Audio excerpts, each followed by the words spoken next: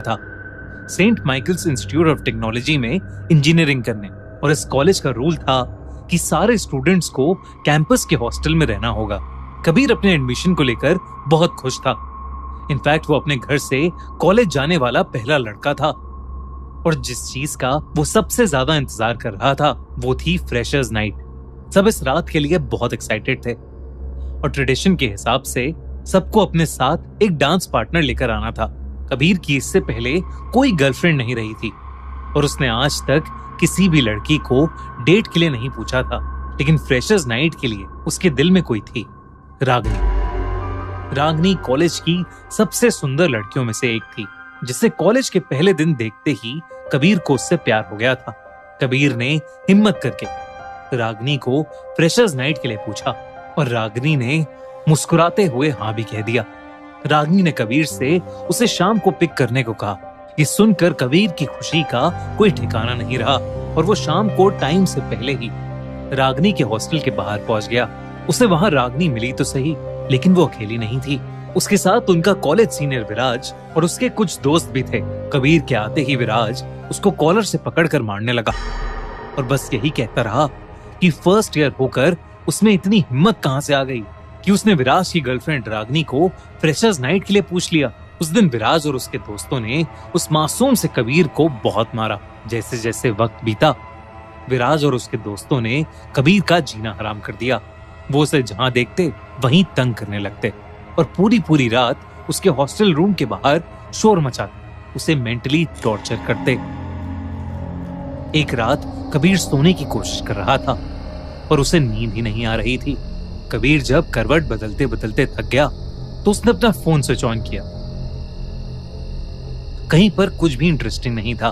Kabir phone बंद करने ही वाला था जब उसे अपने मोबाइल के होम स्क्रीन पर एक अजीब सा ऐप दिखा, नॉक नॉक। कबीर को लगा कि गलती से किसी लिंक पर क्लिक करने की वजह से यह ऐप उसके फोन में इंस्टॉल हो गया होगा, पर यह ऐप था कौन सा जिसके बारे में उसने सुना ही नहीं था। ऐप खोलते ही उसे एक मैसेज आया, welcome to Knock Knock, an app that solves everything. नीचे एक ही बटन था, कंटिन्यू। थोड़ा हिचकिचाते हुए कबीर ने उस पर टैप किया। अगला मैसेज आया, make a death wish. Kabir मुस्कुरा दिया। आखिर एक ऐप क्या ही कर लेगा, ये सोचते हुए कबीर ने विराज का नाम वहां पर टाइप कर दिया। एक सेकंड के लिए स्क्रीन ब्लिंक होने लगी, फिर वो ऐप खुद बंद हो गया। कबीर को यह बात बहुत अजीब लगी, और उसने फिर से उस ऐप को खोलने की कोशिश की, पर अब वो ऐप उसके फोन से गायब हो चुका था। ऐप स्टोर पर भी नॉक नॉक नाम का कोई ऐप उसे नहीं मिल रहा था।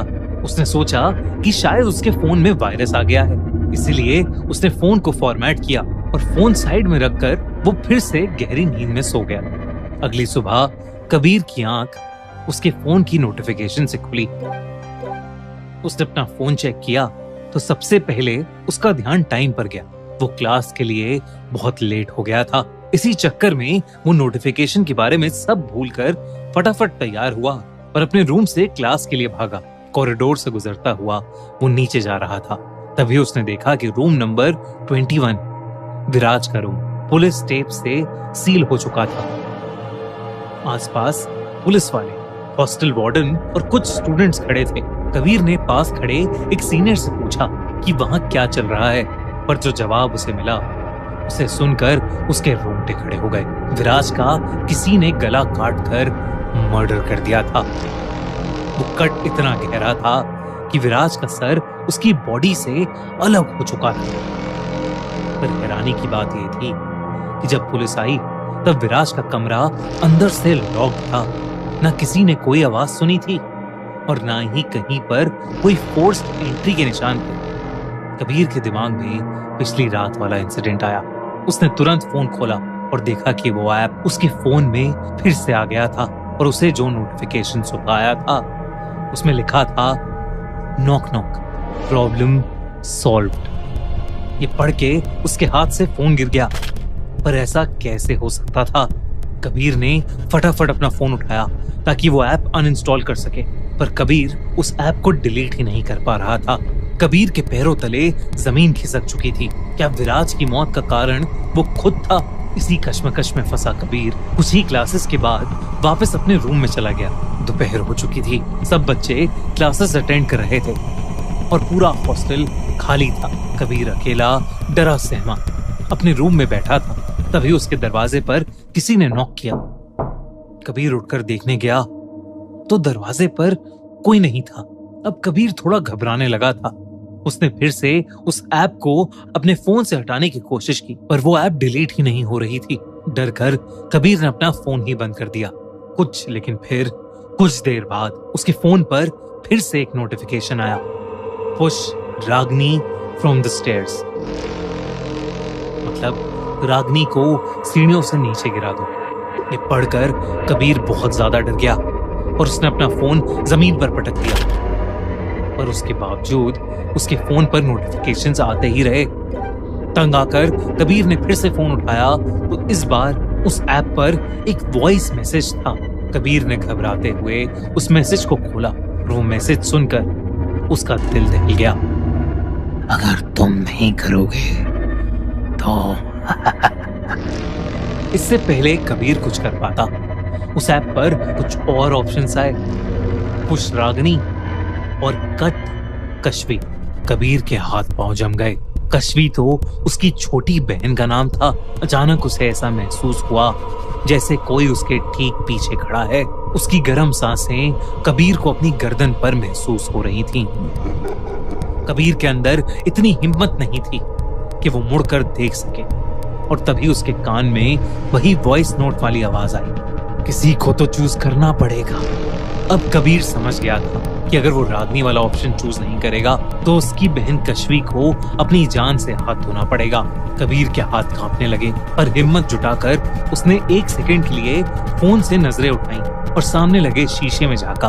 और जो उसने देखा उसे देखकर कबीर सुन पड़ गया था। उसके पीछे एक लंबा काला साया खड़ा था। कबीर की डर के मारे जान निकली जा रही थी। उसने अपनी बहन को बचाने के लिए रागनी का नाम चूज किया और चूज करते ही वो ऐप और वो साया वहां से गायब हो गए। अगली सुबह रागनी मिस्टीरियसली कॉलेज के मेन स्टेयर से गिर गई और उसका पैर टूट गया। कबीर को ये समझ आने लगा था कि अब वो बुरी तरह उस ऐप के चक्कर में फंस चुका है। वो ऐप अब उसकी जिंदगी को कंट्रोल कर रहा था।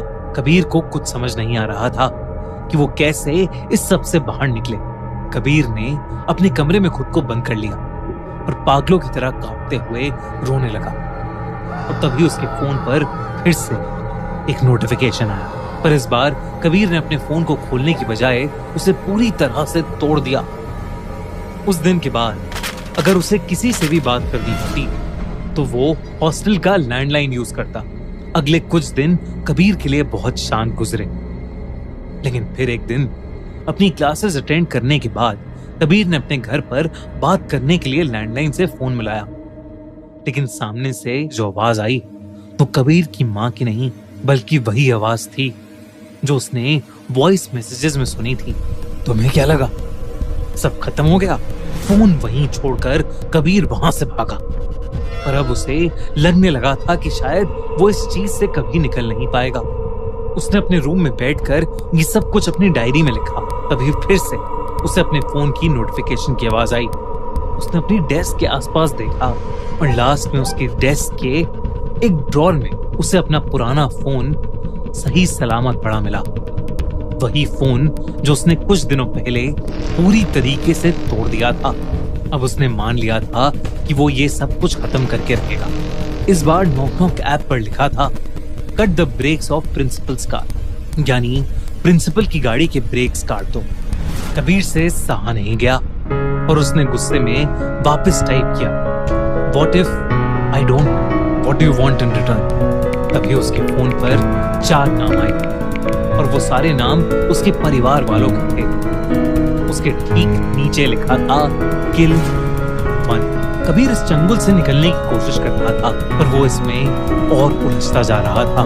उसे अपने कमरे में जगह जगह वही काला साया नजर आ रहा था और उसके कानों में एक अजीब सी आवाज गूंजने लगी, किल 1, किल 1, किल 1, किल 1। कबीर के लिए